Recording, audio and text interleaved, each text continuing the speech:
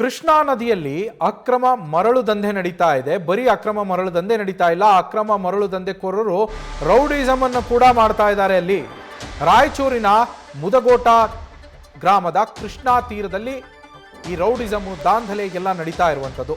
ರೈತರ ಪಂಪ್ ಸೆಟ್ಗಳನ್ನೆಲ್ಲ ಕಿತ್ತಾಕ್ತಾ ಇದ್ದಾರೆ, ಜೆಸಿಬಿಗಳನ್ನು ಬಳಸಿ.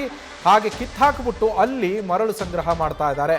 ಅಕ್ರಮ ದಂಧೆಯನ್ನ ತಡೆಯೋದಕ್ಕೆ ಯಾರಾದರೂ ಹೋದ್ರೆ, ರೈತರು ಅಥವಾ ಸ್ಥಳೀಯರು ಯಾರಾದರೂ ಹೋದ್ರೆ ಅವ್ರ ಮೇಲೆ ತಮ್ಮ ಅಟ್ಟಹಾಸವನ್ನ ಇವರು ಮೆರಿತಾ ಇರುವಂಥದ್ದು. 10 ಟಿಪ್ಪರ್ಗಳನ್ನ, ಹಿಟಾಚಿಗಳನ್ನ ನದಿಗೆ ಇಳಿಸಿ ನದಿಯ ಒಡಲನ್ನ ಬಗೆದು ಅಕ್ರಮ ಮರಳುಗಾರಿಕೆಯನ್ನ ಮಾಡ್ತಾ ಇದ್ದಾರೆ. ಶರಣು ಕಲಬುರ್ಗಿ, ಬಾಪು ಗೌಡ ಶಾಸನೂರ್ ಅನ್ನೋ ವ್ಯಕ್ತಿಗಳು ಧಮಕಿ ಹಾಕಿದ್ದಾರೆ ಅನ್ನೋ ಆರೋಪ ಕೂಡ ಕೇಳಿಬಂದಿದೆ. ನಮ್ಗೆ ಯಾರ ಭಯಾನೂ ಇಲ್ಲ, ಯಾರು ಟಚ್ ಮಾಡ್ಕೊಳ್ಳೋದಕ್ಕೆ ಆಗಂಗಿಲ್ಲ, ನಮ್ ದಂಧೆಗೆ ಅಡ್ಡ ಬಂದ್ರೆ ಶೂಟೌಟೇ ಮಾಡ್ತೀವಿ ಅಂತ ಬೆದರಿಕೆಯನ್ನ ಹಾಕ್ತಾರಂತೆ ಅಮಾಯಕ ರೈತರಿಗೆ. ಮರಳುಗಾರಿಕೆ ದಂಧೆಕೋರರ ವಿರುದ್ಧ ಕ್ರಮ ಆಗಬೇಕು ಅಂತ ರೈತರು ಒತ್ತಾಯಿಸಿದ್ದಾರೆ.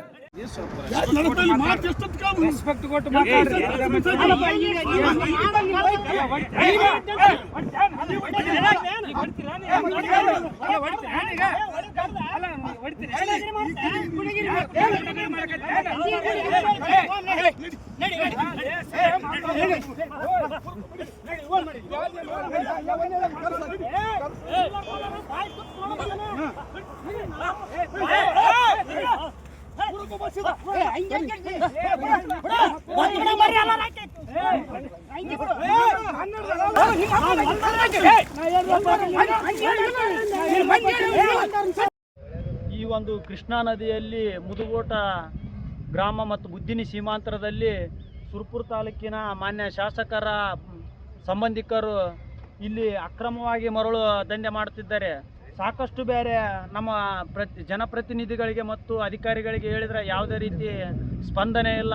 ಸಾಕಷ್ಟು ರೈತರಿಗೆ ಇದರಿಂದ ತೊಂದರೆ ಆಗ್ತಿದ್ರು ಕೂಡ ಅವರು ಒಂದು ದಬ್ಬಾಳಿಕೆಗೆ ಅವ್ರದೇ ಆದಂಥ ಒಂದು ಸರ್ಕಾರ ಅದ ಅನ್ನೋದು ದೃಷ್ಟಿಯಿಂದ ಮಾನ್ಯ ಶಾಸಕರ ಸಂಬಂಧಿಕರನ್ನು ಯಾವುದೇ ರೀತಿ ಅಕ್ರಮವಾಗಿ ಮರಳು ತಡೆಯೋಕ್ಕೆ ಅಧಿಕಾರಿಗಳು ಮುಂದಾಳತ್ವ ವಹಿಸ್ತಾ ಇಲ್ಲ.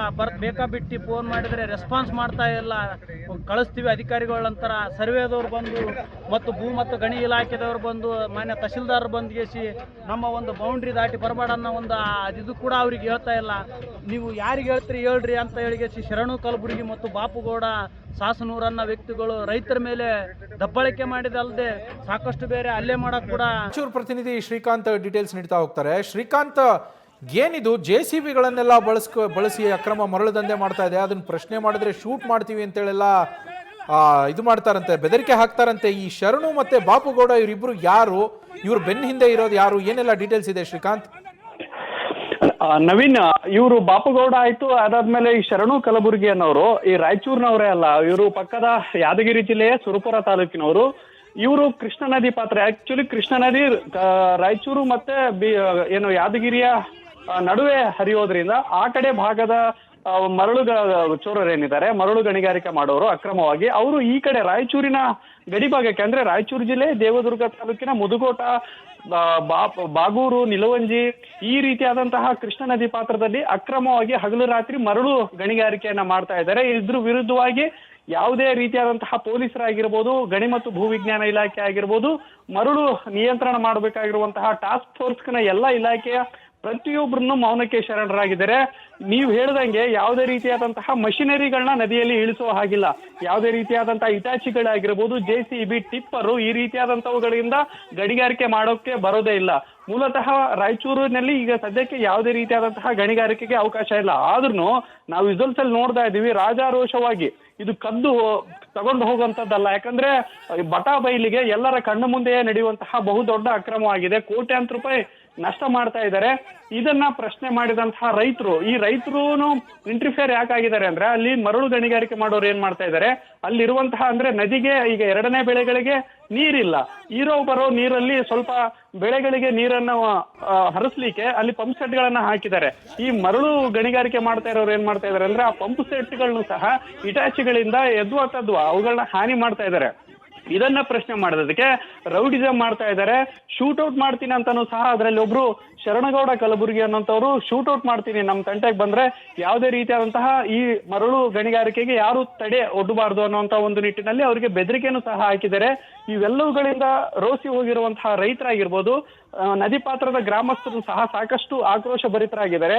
ಇಷ್ಟು ಅಕ್ರಮವಾಗಿ ರಾಜಾರೋಷವಾಗಿ ಅಕ್ರಮ ಗಣಿಗಾರಿಕೆ ಮರಳು ಕಳ್ಳತನ ಮಾಡ್ತಾ ಇದ್ರು. ಇದಕ್ಕೆ ಸಂಬಂಧಪಟ್ಟಂತೆ ಶಾಸಕರು, ಪ್ರಮುಖವಾಗಿ ದೇವದುರ್ಗ ಶಾಸಕಿ ಕರೆಮಜ್ಜಿ ನಾಯಕ್ ಏನಿದಾರಲ್ಲ, ಮೊದಲ ಸಿದ್ಧಾಂತನೇ ಇದಾಗಿತ್ತು, ಮೊದಲ ಅವ್ರದ್ದು ಒಂದು ಭರವಸೆನೇ ಇದಾಗಿತ್ತು. ಜನರಿಗೆ ಕೊಟ್ಟಿರುವಂತ ಭರವಸೆ ಏನು ಅಂದ್ರೆ ಯಾವುದೇ ಕಾರಣಕ್ಕೂ ಮರಳು ಗಣಿಗಾರಿಕೆಯನ್ನ ಇದು ನಡೆಯಲಿಕ್ಕೆ ನಾನು ಬಿಡೋದಿಲ್ಲ, ಇದನ್ನ ತಡಿತೀನಿ, ನಾನು ಮರಳು ಗಣಿಗಾರಿಕೆಗೆ ಅವಕಾಶ ಮಾಡಲ್ಲ ಅನ್ನುವಂತ ಒಂದು ಮಾತನ್ನ ಹೇಳಿದ್ರು. ಅದು ಕಂಪ್ಲೀಟ್ ಆಗಿ ಫೇಲ್ಯೂರ್ ಆಗಿದ್ದಾರೆ. 2.5 ವರ್ಷ ಆಯ್ತು ಅವರು ಶಾಸಕರಾಗಿ, ಈವರೆಗೂ ಗಣಿಗಾರಿಕೆಯ ನಿಯಂತ್ರಣ ಮಾಡೋದಿರ್ಲಿ, ಇದುಗಳನ್ನ ಹಲ್ಲೆಗಳನ್ನ ಗಲಾಟೆಗಳನ್ನ ತಡೆಯೋಕ್ಕೂ ಸಹ ಆಗ್ತಾ ಇಲ್ಲ.